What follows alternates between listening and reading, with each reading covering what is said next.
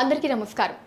So ప్రస్తుత విద్యా విధానంలో వస్తున్న మార్పులు అండ్ అలానే ఇంజనీరింగ్ ఎడ్యుకేషన్కి ఉండేటటువంటి ఇంపార్టెన్స్ అండ్ దాని ఉపాధి అవకాశాల గురించి మనతో మాట్లాడడానికి మేనేజ్మెంట్ మరియు ఇంజనీరింగ్ విద్యలో అపార అనుభవం కలిగి ఐమా లైఫ్ మెంబర్ అయ్యి అండ్ అలానే కెరియర్ కౌన్సిలర్ అయినటువంటి ప్రొఫెసర్ సిఎస్ శర్మ గారు మనతో పాటు ఉన్నారు. వాటితో మాట్లాడదాం. అండ్ అలానే మీకు కలిగే మరిన్ని డౌట్స్ ఏవైతే ఉంటాయో సో దాన్ని నివృత్తి చేసుకోవడానికి స్క్రీన్ మీద కనిపిస్తున్న నెంబర్స్కి మీరు కాల్ చేసి మీ డౌట్స్ని క్లారిఫై చేసుకోవచ్చు.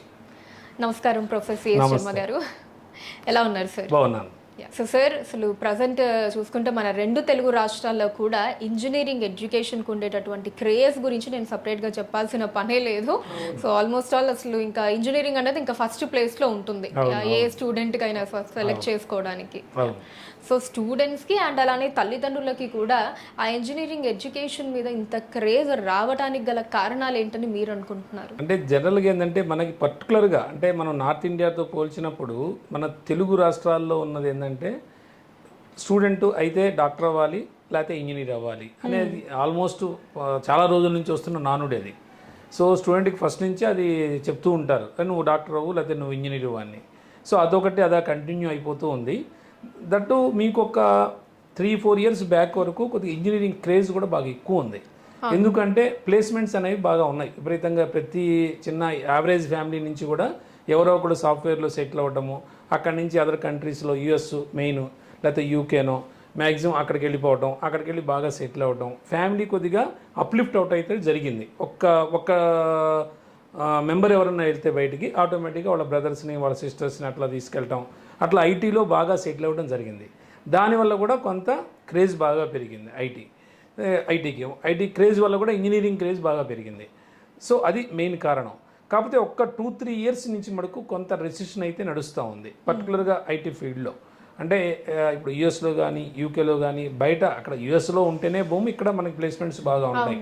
ఒక్కసారి అక్కడ కొద్దిగా డౌన్ అయిందంటే ఆటోమేటిక్గా ఇక్కడ కూడా కొంత డౌన్ అయిపోతుంది.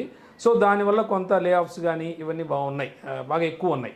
ఎంప్లాయీస్ని సడన్గా ఎక్కువ మంది తీసేయడం ఇదంతా నడుస్తూ ఉంది. బట్ ఈవెన్ స్కిల్ ఉన్న పీపుల్ అయితే ఇప్పుడు కూడా బాగానే వస్తున్నాయి ప్లేస్మెంట్స్. కానీ ఇంతకుముందు కొద్దిగా యావరేజ్ స్టూడెంట్ కూడా ఈజీగా ప్లేస్ అయ్యేవాడు. కానీ ఇప్పుడు మటుకు 100% టాలెంట్ ఉంటేనే వాడు సెలెక్ట్ అవ్వడం జరుగుతూ ఉంది. సో అందుకని చెప్పి ఇప్పుడు మనం ఏంటంటే స్టూడెంట్ ఇంజనీరింగ్ స్ట్రీమ్ తీసుకునేటప్పుడు కొద్దిగా ఆలోచించాలి. ఫస్ట్ కాలేజీ చూసుకోవాలి ఎలా ఉంటుందనేది, ఆ కోర్సు చూసుకోవాలి. దీంతోపాటు వాడు ఎడిషనల్గా ఏమి ఇస్తున్నారు అనేది కూడా చూసుకోవాలి. సో మెయిన్ ఇది చూడాలి. కాకపోతే పేరెంట్స్ ఎలా ఉన్నారంటే మెయిన్ రీఎంబర్స్మెంట్ వస్తుంది చాలు, మనకి ఏదో ఒక కాలేజీ ఎక్కడొక్కడ చదివితే సరిపోతుంది అనే చిన్న దీనిలో ఉన్నారు. కానీ అదైతే వదిలేయాలి. ఎందుకంటే ప్రతి కాలేజీ చాలా కొన్ని వందల కాలేజీలు ఉన్నాయి మనకి. సో అన్ని కాలేజీలు అన్ని బ్రాంచెస్ ఉన్నాయి. కానీ ఏదో కాలేజీలో వచ్చిందిలే అని చెప్పి జాయిన్ చేస్తే మటుకు వాళ్ళకి తర్వాత ఏదో డిగ్రీ అయితే వస్తుంది కానీ బట్ వాడికి అనుకున్న ప్లేస్మెంట్స్ అయితే రావు డెఫినెట్గా. సో ఇప్పుడు మటుకు ప్రతి వాళ్ళు కూడా పేరెంట్స్ కానీ అలానే స్టూడెంట్స్ కానీ డెఫినెట్గా ఆలోచించి కాలేజ్ చూస్ చేసుకునే ముందు అలానే బ్రాంచ్ అంటే ఏ కాలేజీలో ఏ బ్రాంచ్ బాగుంటుంది. కొన్ని ఏంటంటే ఈ బ్రాంచ్కి పర్టికులర్ కాలేజ్ బాగుంటుంది. సో కొన్ని ఏంటంటే కాలేజీ ఫేమస్సే బట్ ఆ బ్రాంచ్కి మటుకు అది అంత ఫేమస్ కాదు. సో ఇలా చూసుకొని స్టూడెంట్స్ కనుక తీసుకోగలిగితే ఆ పర్టికులర్ కాలేజీ చూస్ చేసుకోగలిగితే డెఫినెట్గా అడ్వాంటేజ్ ఉంటుంది.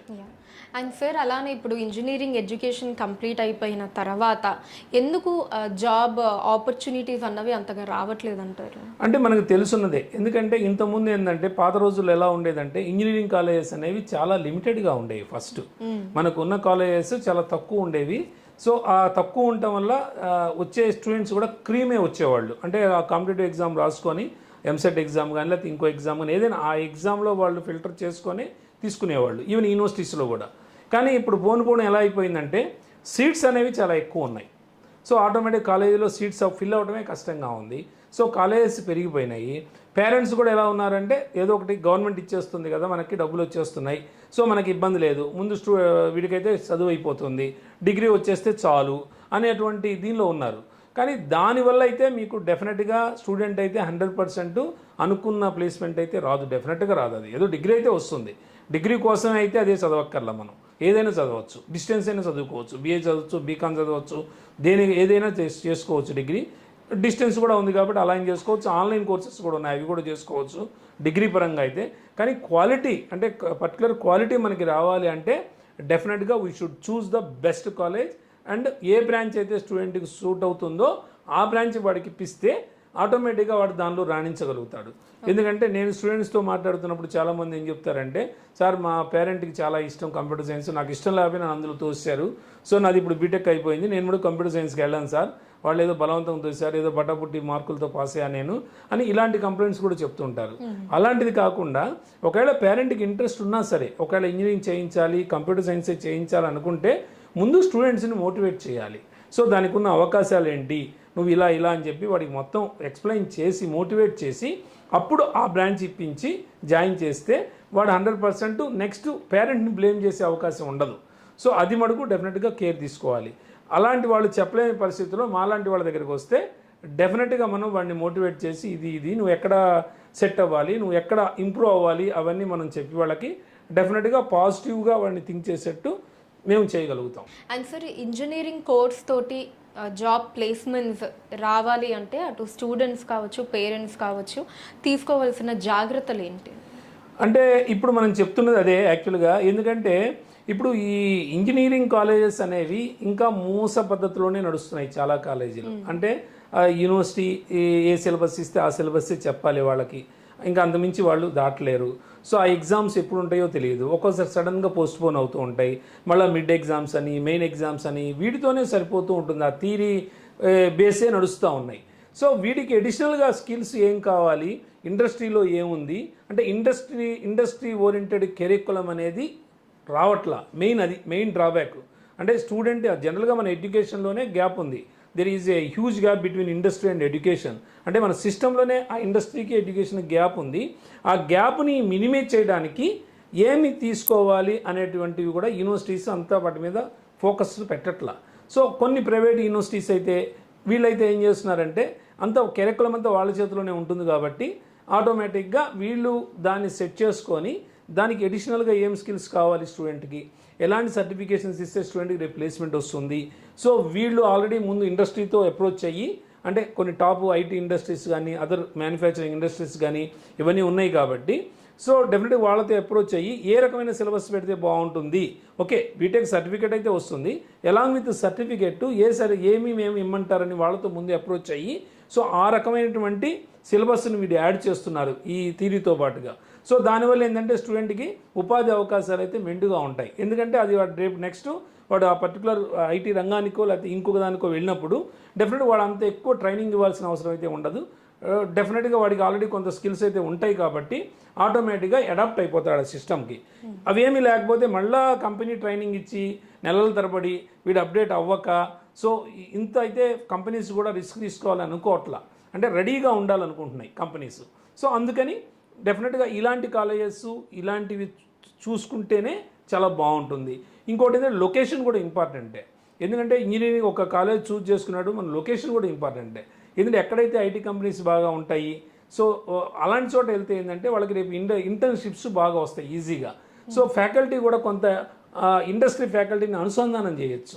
సో ఓన్లీ థియరీ చెప్పే ఫ్యాకల్టీనే కాకుండా కొంత ఇండస్ట్రీ ఎక్స్పర్ట్స్ని కూడా పిలిపించి అప్పుడప్పుడు వర్క్షాప్స్ సెమినార్సు ఇలాంటివి చెప్తూ కొంత ఈ సర్టిఫికేషన్స్ ఓరియంటేషన్ కూడా ఇస్తే స్టూడెంట్స్కి ఆటోమేటిక్గా ఇంజనీరింగ్ డిగ్రీతో పాటు ఆటోమేటిక్గా కొన్ని స్కిల్స్ యాడ్ అవ్వటం వల్ల ప్లేస్మెంట్ అనేది చాలా ఈజీగా వచ్చేస్తుంది. అంటే ఓన్లీ క్యాంపస్ ప్లేస్మెంటే కాకుండా ఈవెన్ బయటకి స్టూడెంట్ వెళ్ళినా సరే ఇంటర్వ్యూకి సెలెక్ట్ అయ్యేటట్టు రెడీ అవ్వాలి.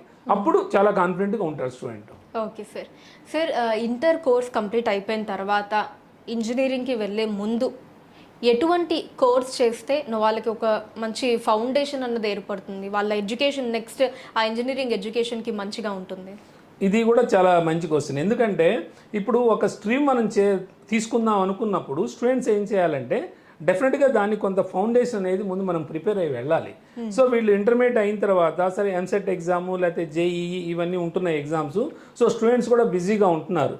సో ఓకే ఈ బిజీనెస్ ఉన్నప్పటికీ ఒక 2 to 3 months స్టూడెంట్ ఏం చేయాలి అంటే వాడు సపోజు కంప్యూటర్ సైన్స్ బ్రాంచ్ తీసుకోవాలి అని అనుకున్నప్పుడు సో అలాంటి వాళ్ళు ఏం చేయాలంటే ఫస్ట్ కౌన్సిలర్స్ వీళ్ళ దగ్గరికి అలాంటి వాళ్ళ దగ్గరికి తీసుకొచ్చిన మనం కొంత చెప్తాం ఏమేం చేయాలి, ఏ కోర్స్ చేస్తే బాగుంటుంది, సాఫ్ట్వేర్ సూటబుల్ కోర్సెస్ ఏంటి, ఈ 2-3 months వాడు ఏం చేస్తే బాగుంటుంది. బేసిక్ సి ఉంటుంది, జనరల్గా సి చేస్తే అది జస్ట్ మ్యాటర్ ఆఫ్ 1 month 1.5 monthలో అయిపోతుంది కోర్సు. లేదు సిపిపి, ఇంకా కావాలనుకుంటే పైథాన్, ఇలాంటి బేసిక్స్ నేర్చుకుంటే వాడు మెయిన్ విండోస్, మెయిన్ వాడికి ఎంఎస్ ఆఫీస్ ఇవన్నీ రావాలి మినిమం. ఎందుకంటే రేపు ప్రజెంటేషన్స్ చేయాలన్నా ఏవి చేయాలన్నా దాని మీదే కాబట్టి డెఫినెట్గా స్టూడెంట్ ఏంటంటే ముందు ఇవన్నీ నేర్చుకొని వెళ్తే ఒక 2-3 months నేర్చుకొని వెళ్తే రేపు ఇంజనీరింగ్ స్ట్రీమ్లోకి వెళ్ళిన తర్వాత వాడికి చాలా ఈజీగా అర్థమవుతుంటుంది ఫ్యాకల్టీ చెప్పేది. సో వాడు ఈజీగా అడాప్ట్ అయిపోతాడు. ఇంకొకటి ఏంటంటే ఆ టేస్ట్ అనేది వాడికి అర్థమవుతుంది. వన్స్ ప్రోగ్రామింగ్ లాంగ్వేజ్కి ఎంటర్ అవుతున్నప్పుడు వాడికి ఇప్పుడు మ్యాథమెటిక్స్ మనం చిన్నప్పుడు మ్యాథ్స్ మనకి ఆన్సర్ వచ్చేస్తే చాలా హ్యాపీగా ఫీల్ అయ్యేవాళ్ళం. సో ఆన్సర్ వచ్చి ఇంకో ప్రాబ్లం చేస్తుండేవాళ్ళం. అట్లానే వాడు ఇంజనీరింగ్కి వెళ్తున్నప్పుడు ముందు కొంత సి బ్యాక్గ్రౌండ్ ఇవి ఉన్నాయి అనుకోండి, సి కూడా మంచి బాగా ఇంట్రెస్ట్గా ఉంటుంది స్టూడెంట్కి. ఓహో అని ఇంకా ఎక్కువ దాని మీద అవగాహన పెంచుకుంటాడు. అంటే ఆ ఇంజనీరింగ్ విద్య మీద అవగాహన పెంచుకుంటాడు. పర్టికులర్ కంప్యూటర్ సైన్స్ మీద బేసిక్ ఫౌండేషన్ ఉంటుంది వాడికి, ఈజీగా అడాప్ట్ అవుతాడు. సో దానిలో మంచిగా స్కోరు తెచ్చుకోగలుగుతాడు. ఈవెన్ ప్లేస్మెంట్స్ కూడా ఈజీగా తెచ్చుకోగలుగుతాడు. అది అడ్వాంటేజ్ బేసిక్ ఫౌండేషన్ ఉండటం వల్ల. అండ్ ఇంజనీరింగ్ చేసే విద్యార్థులు ఎటువంటి కాలేజెస్ని సెలెక్ట్ చేసుకుంటే వాళ్ళకి ఫ్యూచర్లో ప్లేస్మెంట్స్కి కావచ్చు, అండ్ అలానే ఎడ్యుకేషన్ అన్నది ఇంకా అదే మేజర్ ఫౌండేషన్ కాబట్టి వాళ్ళకి సో నెక్స్ట్ కెరియర్ అన్నది బాగుంటుంది సార్, ఎటువంటి కాలేజెస్ని సెలెక్ట్ చేసుకోవాలి? అంటే కాలేజ్ అనేది చాలా ఇంపార్టెంట్. అంటే మనం మొదటి నుంచి చెప్పుకుంటుంది కూడా అదే మనం ఇప్పటివరకు. సో కాలేజ్ చూజ్ చేసుకునే ముందు అసలు స్టూడెంట్ ఏ బ్రాంచ్ తీసుకుంటాడు. కంప్యూటర్స్ ఇప్పుడు ఆల్మోస్ట్ ఒక 100 మందిని తీసుకుంటే 100కి 98 మంది ఆల్మోస్ట్ కంప్యూటర్ సైన్సే తీసుకుంటున్నారు. మళ్ళీ కంప్యూటర్ సైన్స్లో కూడా మళ్ళీ ప్యూర్ కంప్యూటర్ సైన్స్, మళ్ళీ ఇన్ఫర్మేషన్ టెక్నాలజీ, లేకపోతే ఆర్టిఫిషియల్ ఇంటెలిజెన్స్, మిషన్ లెర్నింగ్, లేకపోతే బిజినెస్ అనలిటిక్స్, క్లౌడ్ కంప్యూటింగ్, లేకపోతే సెక్యూరిటీస్. సో ఈ బ్రాంచెస్ అన్ని కాలేజీలో ఉన్నాయి. సో ఏదో ఒక బ్రాంచ్ ఇప్పుడు జనరల్గా ట్రెండ్ ఏంటంటే student artificial intelligence, machine learning బాగా తీసుకుంటున్నారు. నెక్స్ట్ బిజినెస్ అనలిటిక్స్ బాగా తీసుకుంటున్నారు ప్యూర్ కంప్యూటర్ సైన్స్తో పాటుగా. సో ఇది ఓకే, కానీ కాలేజీలో ఫ్యాకల్టీ ఎలా ఉన్నారు అనేది కూడా మనం చూసుకోవాలి. సో కాలేజీలో ఫ్యాకల్టీ ఎలా ఉన్నారు, సో కాలేజీ ఎన్విరాన్మెంట్ ఎలా ఉంది, సో ఎంత మటుకు అది యాక్చువల్గా అంటే లొకేషన్ కూడా ఇంపార్టెంటే కాలేజ్ చూసుకునే ముందు. అంటే అది ఒక కాస్మోపాలిటీ సిటీ అయి ఉంటే ఇంకా అడ్వాంటేజ్ మనకి. ఎందుకంటే ఆల్రెడీ ముందు చెప్పుకున్నట్టు మనకి ఇంటర్న్షిప్స్ బాగా వస్తాయి, ఫ్యాకల్టీ అందుబాటులో ఉంటారు, ఇండస్ట్రీ ఓరియంటేషన్ ఉంటుంది, వాళ్ళు కొన్ని ఇండస్ట్రీస్తో కొంత ఎంఓయూస్ తీసుకుంటారు. సో ఇవన్నీ అడ్వాంటేజెస్ ఉండటం వల్ల కొద్దిగా సిటీ ఎన్విరాన్మెంట్లో చదివితే స్టూడెంట్కి ఎప్పుడు అది అడ్వాంటేజే. రెండోది ఏంటంటే ఇప్పుడు కొన్ని బిజినెస్ స్కూల్స్ మోడ్లో కూడా రన్ చేస్తున్నాయి ఇంజనీరింగ్ కాలేజెస్ కూడా. అంటే బిజినెస్ స్కూల్స్ మోడ్ ఎలా ఉంటుందంటే ఆటోమేటిక్గా మీకు ఎడ్యుకేషన్తో పాటు అంటే థియరీ మీద they can focus on only 50%, remaining 50% they focus on other skills అనమాట. అంటే స్టూడెంట్కి ఏం స్కిల్స్ కావాలో ఆ స్కిల్స్ మీద ఫోకస్ పెడతారు. అంటే మనకి జాబ్ రావాలంటే ఏం స్కిల్స్ కావాలి, ఫస్ట్ ప్రజెంటేషన్స్ మీద ఉండాలి. సో స్టూడెంట్ ఓన్గా ప్రజెంటేషన్స్ వాడంతా వాడే తయారు చేసుకోవాలి. రెండోది ఏంటంటే డయాస్ స్పీకింగు. ఒక డయాస్ మీద మాట్లాడుతున్నప్పుడు ఒక 200 మందిని 300 మందిని అడ్రస్ చేస్తున్నప్పుడు ఏ రకంగా మాట్లాడాలి. మూడోది ఏ ఇంటర్వ్యూకి వెళ్ళినా సరే గ్రూప్ డిస్కషన్ అనేది ఉంటుంది. సో అసలు గ్రూప్ డిస్కషన్ ఎలా స్టార్ట్ చేయాలి, ఎలా కంక్లూడ్ చేయాలి. సో అది ఆల్రెడీ ఇప్పుడు కొన్ని ఇంజనీరింగ్ కాలేజెస్లో కూడా ఈ బిజినెస్ స్కూల్ ఓరియంటేషన్లో ఇవి ఇవ్వడం జరుగుతూ ఉంది, ఎడిషనల్ స్కిల్స్. దీంతో పాటుగా సర్టిఫికేషన్స్, అంటే ఏ సర్టిఫికేషన్స్ ఇస్తున్నారు ఎలాంగ్ విత్ కోర్సు, ఇవన్నీ చూసుకోవాలి. అంటే జనరల్గా మనం ఫీజు ఒకటే కాదు క్రైటీరియా. ఫీజు ఓకే, అంటే వాడు ఇచ్చే దాన్ని బట్టి పిండి కొద్దీ రొట్టె చెప్పాలంటే. వాడు ఏదో 30,000-40,000కి వెళ్ళాలంటే అంత మటుకే ఉంటుంది అక్కడ. సో కొద్దిగా అమౌంట్ ఎక్కువైనా సరే సో ఎడిషనల్ స్కిల్స్ ఏమి ఇస్తున్నారో చూసి స్టూడెంట్కి అలాంటి కాలేజెస్ చూస్ చేసుకుంటే ఇంకా వాళ్ళకి ఏదో ఆ ఇన్వెస్ట్మెంట్ అనేది ఓన్లీ మీరు పెట్టేయాల్సింది ఓన్లీ ఇంజనీరింగ్కే పెట్టేయండి. ఇంకా తర్వాత ఏమీ దానికి ఎంటెక్లు చేయటం, లేకపోతే పిహెచ్డీలు చేయటం, ఇంకో డిగ్రీ చేసుకోవటం అలాంటివి ఏమీ అవసరం లేదు. ఈ 4 years మీరు పెట్టే ఇన్వెస్ట్మెంట్ అంతా పెడితే this is the life time investment. అంటే వాడికి పెట్టేది ఒక్కసారి పెడితే మీరు ఇంక వెనక్కి తిరిగి చూసుకోగల పేరెంట్స్. సో అలా చూసి కాలేజ్ చూస్ చేసుకుంటే బాగుంటుందని నా ఉద్దేశం.